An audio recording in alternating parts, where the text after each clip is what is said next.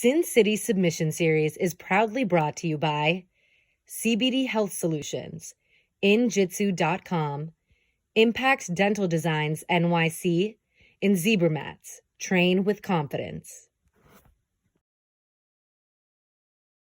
What we're going to jump to here should be the redo of, let me see if I actually timed it right. Yes, this is the redo of Manny Moreno versus Christos Papadelos. So these guys met on the left side of the 175-pound bracket. Again, both competitors entered both divisions. They met at 175 pounds in the quarterfinals in the bottom left corner, and this is the 155-pound quarterfinals in the right lower corner. So this is their second match of the night, and again, we're going to probably see a lot of what we just saw right now. Those guys ran it in the first round. Christos came out on top in the EBI overtime, looking really, really good with the control, and we see Manny getting past the guard right away. Christos maybe showing a little signs of wearing down, and Manny's looking to control. This is pretty funny. I like the fact that this is almost strategically put here so that these kids run into each other again. Man, there was no way to predict that they would, because Christos had Bendy in his first round. Fair. That was a good matchup. And then it was Jordan versus Manny in the first round. So for both of them to win and meet in the quarters of 155 is one thing, but then for Manny to beat Ryan Ruiz in the beginning rounds of 175 and Christos getting the bye, they met in that quarterfinals as well. Just, it's interesting. I just like the fact that both of them are like, again?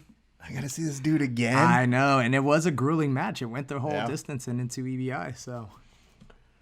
But I mean, credit to them again. I just love the fact that it gives them an opportunity. And hey, what other competition are you really going to get an opportunity to kind of get some revenge here if you have the opportunity? Right. I mean, it's not like we're redoing, it's not a consolation bracket. It's just two separate brackets. And both these guys signed up for both because they really wanted to bet on themselves. I mean, it's $2,000 to the winner of each division and a $500 bonus for all subs in regulation. So, potential of $5,000 if you win both divisions is pretty good. It's a nice payday. And again, much like Robert and Damon, when I saw another live feed of this going up, I was like, wait, do I have an old feed or what's happening? Is this the right one? What the hell? I saw this match before. And they're like, no, it's the other division. I go, okay, thanks, everybody. Right. It just needed a little clarification, which I'm glad we're able to do finally today. Thanks for all the support, guys, and all the patience. We love you guys. It's great. It's appreciated. I just like the fact that right now, again, when you see two competitors who've already had a little bit of competition time now getting the opportunity to try and make some adjustments. But here's the hard part. Normally, to make true adjustments, you need a little bit of time and perspective. This is literally just, 30 minutes later? If that. It's probably closer to 20. But, I mean, you know what? You got to make... And there it goes with that sitting arm lock again attempt from Manny Moreno. That's what he caught Jordan Worthworth within the early stages of their first-round matchup. Jordan sat with that double head control and allowed Manny to hit the Davi Ramos falling armbar, and he went for it again there. You could tell that's something that Manny definitely trains. That wasn't his first attempt ever. I dig that, man. That's impressive shit, man. I wish I could. Dude, that's a savvy move right there. And you got to have a little bit of a setup from the bottom guy. The bottom guy's got to give you something. Manny with a nice hip jump over the top, establishing a north-south position, passing the guard of Christos Papadelos. Christos here being real patient. Again, what impressed me the most about this kid is his composure and his patience. He's training with high-level guys over at RGA every day, including Daigle, Nicky Ryan, John Donaher, obviously he's gone and trained with. He's currently under Tom DeBlass, but those guys, you can tell he's used to, I don't want to say he's used to getting smashed, but he's used to being composed in tough situations. Used to being tested. Used to being tested. That's the broadcaster word. That's the tested, broadcaster kid. word. I'm still learning. That's all right. But it's okay. Christos knows I love him. He was super impressive, and he actually gave some good little details about some video work and cameraography and things like that, and really appreciate him. Cinematography. Yeah. Okay. Well, listen, guys. I'm the behind-the-scenes guy. I'm not the technical. I know to stay in my lane. Hence why Rafa's here on this now. You're okay? welcome. I just like it. I know to stay on my lane. Some crazy shit happened, and we had to make do with what we got. We had a really great commentator, Kevin Widows.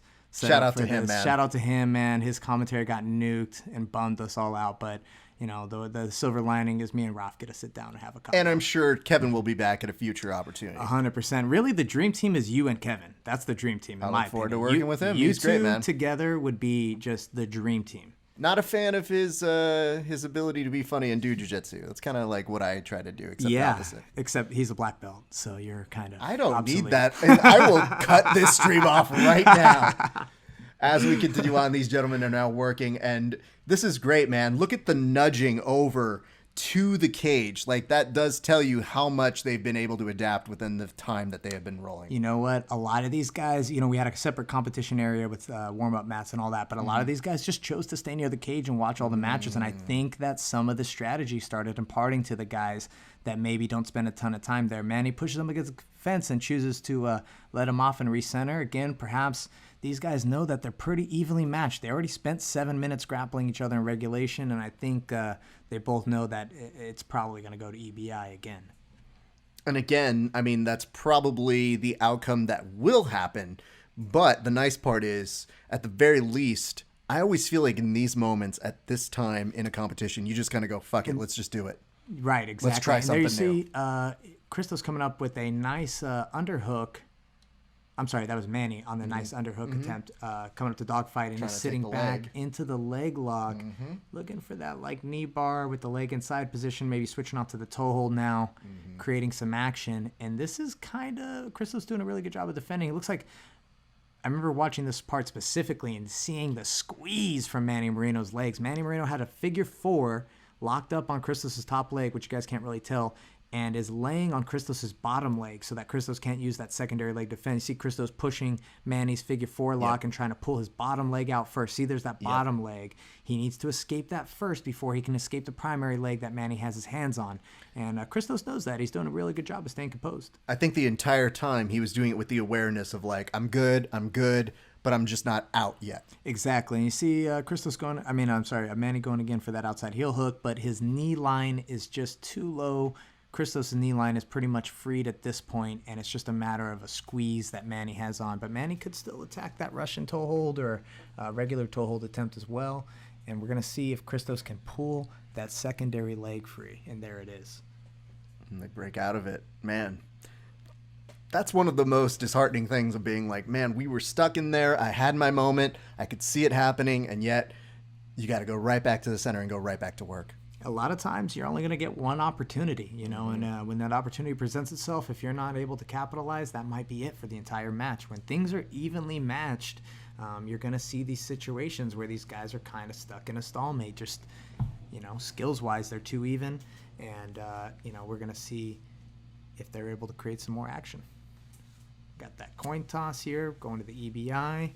Manny wins. He chooses to go ahead and start offensive first. He's going to take the back of Christos, seated in that over-under.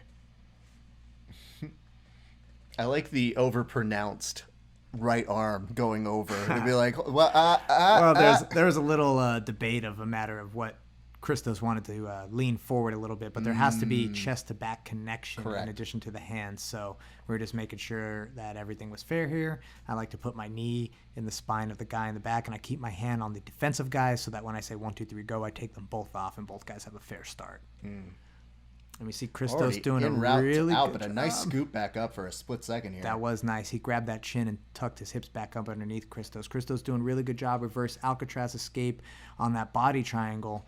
And he feels the attacks. He feels Manny's switching back and forth. And there's the hip escape, and he gets out with that ride time. I think we're about 20-something seconds there, pretty close to 20. And now Christos has the rebuttal. He's going to go ahead and choose to do the back control. Christos' back control was super impressive in this tournament. And we're going to see him here go ahead and latch on. Again, same thing. Getting a fair start as best we can. I'm glad you explained the knee thing, because before when I used to see Eddie do that, I'd be like, yo, bro, you don't like this dude? You just want to knee him in the back? What an opportunity, bro. Well, as you guys know, the guy defensively wants to slam his back to the floor, so they're both kind of leaning into me, and this way my knee kind of props him up, and it lets the back guy start. And there's that rear naked choke. No hooks. That choke is in deep, and it looks like Christos is going to finish that. He has a squeeze on him, dude. He's going no hooks, jump in the back, and that's a tap right there.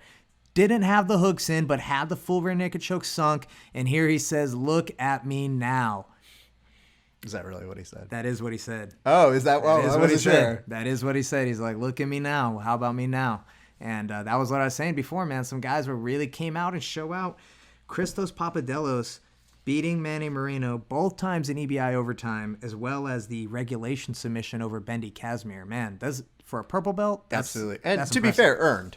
Earned, well earned. Yeah. For sure. I mean, tough matches. Those guys weren't giving up an inch.